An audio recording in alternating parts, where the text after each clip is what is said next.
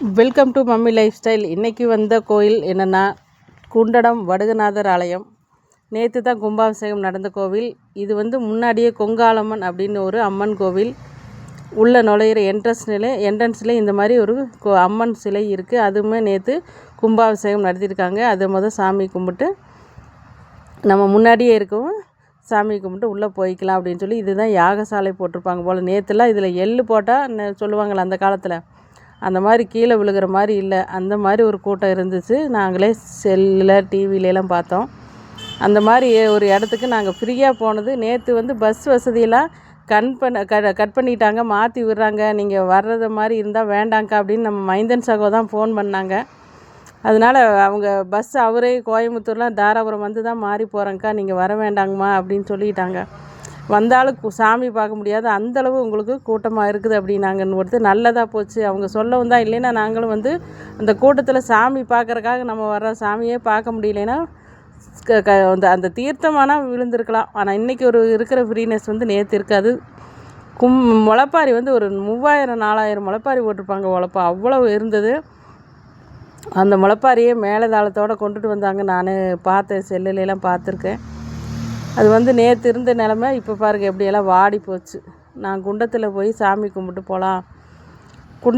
குண்டமெல்லாம் நேற்று பக்கத்துலேயே போக முடியாது. ஆனால் இன்றைக்கி எவ்வளோ இன்னமே சூடு இருக்குதுப்பா. நேற்று குண்டம் எரிஞ்சது இன்னமே வெதுன்னு சூடு இருந்தது. நாங்கள் கொஞ்சம் திருநீர் எடுத்து பூசிக்கிட்டு சாமி கும்பிட்டுட்டு ஒவ்வொரு குண்டமாக சுற்றி வர ஆரம்பித்தோம். 3 குண்டம் அமைச்சிருந்தாங்க. ஒவ்வொரு குண்டத்துலேயும் நிறைவாக போய் சாமி கும்பிட்டோம்ப்பா. இவங்க தான் என்னோடய ஃப்ரெண்டு. 100க்கு 100 நல்ல என்னோடய ஆத்மார்த்தமான ஒரு அன்பான ஃப்ரெண்டு. எங்களுக்குள்ளே ஒரு ஆதரவு, ஒரு பேச்சு. அவங்களும் என்னை மாதிரி தானே புரிஞ்சுக்கோங்களேன். ஏன்னா எந்த நல்லது கெட்டதுனாலும் சொல்லி அழுகிறதா இருந்தாலும் சரி, சொல்லி சிரிக்கிறதா இருந்தாலும் சரி, அவங்ககிட்ட மட்டுமே. நேற்று போட்ட அந்த யாகசாலையில் இன்னுமே தீ இருந்து அதை கலைச்சி விட்டாங்க. ஒரு தெய்வீக மனம்ப்பா. அதில் என்னென்ன பொருள் போட்டிருப்பாங்கங்கிறத விட அந்த வாசம் எப்படி. நாங்கள் கொஞ்சம் அந்த புகை நம்ம மேலே படணுங்கிறக்காக கொஞ்சம் கலைச்சி விட்டோம். 2 பேருமே கொஞ்சம் அந்த புகையை மேலே படுற மாதிரி, நம்ம மேலே படுற மாதிரி கலைச்சி விட்டு அவ்வளோ ஒரு வாசம். அந்த நேற்று போட்ட பொருள்களோட வாசம் இன்றைக்கி தான் இருக்குங்கிற மாதிரி அவ்வளோ ஒரு வாசம் நல்லா இருந்தது. கொஞ்சம் நேரம் ஒரு 2 நிமிஷம் அந்த புகை நம்ம மேலே படட்டுங்கிறக்காக நின்றுக்கிட்டோம். இது தான் கொங்கு வடுகநாதர் ஆலயத்தோட நுழைவு வாயில்ப்பா. அவ்வளோ ஒரு பிரம்மாண்டம். நேரம் கிடைக்கிறப்பெல்லாம் இனி அந்த தேய்பிரை அஷ்டமிக்கு வரணும்னு சொல்லிவிட்டு நான் என்னோடய ஃப்ரெண்டு பேசிக்கிட்டு, ஃபோட்டோ எடுக்கக்கூடாதுன்னு சொன்னாங்க. அதனால் கொஞ்சம் அப்படியே மறைச்சி வச்சுக்கிட்டேன். கொஞ்சம் ஒரே நிமிஷத்தில் மாறிக்கும், ப்ளீஸ் பாருங்கள்.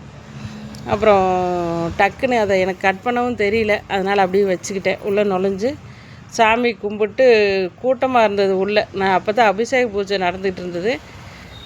உள்ளே போய் சாமி கும்பிட்டுட்டு வந்துட்டோம். நல்ல கூட்டம். அங்கே ஃபோட்டோ வீடியோவெலாம் எடுக்க முடியல. சரி கூட்டம் குறையட்டும், அதுக்குள்ளே நம்ம சுற்றி சாமி கும்பிட்டு இந்த நவசிலையில் நான் 9 தடவை சுற்றி நான் 3 தடவை சுற்றினேன், அவங்க 9 தடவை சுற்றினாங்க. சரி சுற்றி வரட்டும்னு சொல்லிவிட்டு நேற்று கொஞ்சம் வேலை, மண்டபத்தில் வேலை செஞ்சதுனால எனக்கு டயர்ட் ஆயிடுச்சு. அதனால் அவங்க ஒரு 9 தடவை சுற்றி வந்தாங்க. நான் ஒரு 3 தடவை சுற்றிட்டு உட்காந்துக்கிட்டேன். அவங்க சுற்றி வர வரையில் வெயிட் பண்ணலான்னு. அவங்க என்ன சொன்னாங்க, மறுபடியும் நம்ம இன்னொரு தடவை கூட்டம் குறைஞ்சிருச்சு, நம்ம சாமி கும்பிட்ட பக்கம் மறுபடியும் போய் பார்த்துட்டு வரலாம். எனக்கு கூட்டத்தில் நல்லா சாமி கும்பிட முடியலைனுங்க. அந்த சிலை பாருங்கள், நம்ம கர்ப்பப்பையில் குழந்தைங்க எப்படி மடங்கி இருக்குமோ அந்த மாதிரி ஒரு கற்சிலைகள் தான். கொஞ்சம் ஃபோட்டோவெல்லாம் வீடியோலாம் எடுக்கக்கூடாதுங்கிறனால கொஞ்சம் கொஞ்சம் மறைச்சி எடுத்து எப்படி இருக்குது பாருங்கள். குழந்தை கர்ப்பப்பையில் இப்படி தான் இருக்குங்கிறத அந்த காலத்திலே நம்மளாம் ஸ்கேன் பண்ணி தான் பார்த்தோம். சிவன் கோவில் அது. இதுதான் வடுகநாதர் ஆலயம். நேரடியாக ஃபோட்டோ எடுக்க முடியல. இதோட முகப்பு தோற்றம் இதுதான். பக்கத்திலே முருகன் சிலையும் வள்ளி தெய்வானையும் இருக்குப்பா.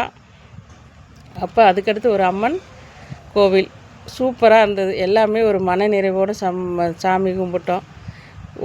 ஏன்னா நேற்று வந்ததை விட எங்களுக்கு இன்றைக்கி தான் திருப்தியாக இருந்ததுன்னு நாங்கள் 2 பேருமே பேசிக்கிட்டோம். ஏன்னா நேற்று இந்த கூட்டத்திலலாம் நம்ம இந்த சாமியை நிறைவாக பார்க்குறங்கிறது 2வது தடவை போய் சூப்பராக சாமியோட தரிசனம் பார்த்துட்டு முதல்ல கிளம்பி அந்த குளத்தை பார்த்திங்கன்னா அதை விட தீர்த்த குளம் சூப்பராக இருந்தது. அதுக்குள்ளே ஒரு கிணறு, அதில் தண்ணி அப்படி ஒரு தண்ணி விழுந்துட்டு இருந்துச்சு. கிணத்துக்குள்ளே கிணத்தை சுற்றியில் குளம். இதுதான் தீர்த்த குளமாமா. காசி தீர்த்தம்னு சொல்லுவாங்க. சூப்பராக இருந்தது. நல்லா கோயிலில் வந்து நல்ல வேலைப்பாடுகள், நல்லா உழைச்சிருக்காங்க எல்லாருமே. பாராட்ட வேண்டிய விஷயம். சூப்பர் கோவில். இது வந்து அஷ்டமி, தேய்பிரை அஷ்டமியிலே நல்ல காலபைரவருக்கு நல்ல விசேஷமாக இருக்கும் போல். சாப்பாடு அதை விட அருமையாக இருந்துச்சு. சாப்பாடு சாம்பார், ரசம், புளிக்குழம்பு, அப்பளம், வடை, பாயாசம்னு அவ்வளோ ஒரு அருமையாக இருந்து மன திருப்தியோட சாமி கும்பிட்டு சாப்பிட்டுட்டு என்னென்னா நேற்று போகலைங்கிற ஒரு குறை இருந்தது. ஆனால் அந்த குறை இன்றைக்கி எங்களுக்கு ரொம்ப திருப்தியாக இருந்தது. இதே மாதிரி இன்னொரு வீடியோவில் சந்திப்போம். பாய்.